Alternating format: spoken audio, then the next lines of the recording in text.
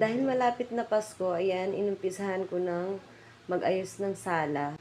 Dapat talaga iantayin ko muna yung iba para isahang kabitan na lang at para makumpleto na. Kaso talagang excited akong ikabit na siya, kaya hindi na talaga ako napipigilan dyan. Ganon kay Ayesha. Ganyan? Oo, yan. At ayan mga Mima, panoorin nyo na lang kami mag-ayos. Wait lang, wala na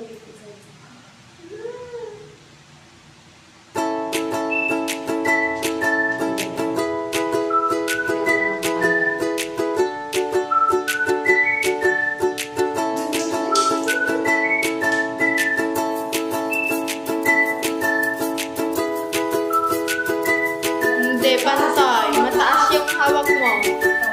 Sige pa, baba pa. Sige. Oh, sige. Baba pa konti, ate. Baba pa, ate. Sobrang taas. Yan. Yan. Pili ko pa ng baba.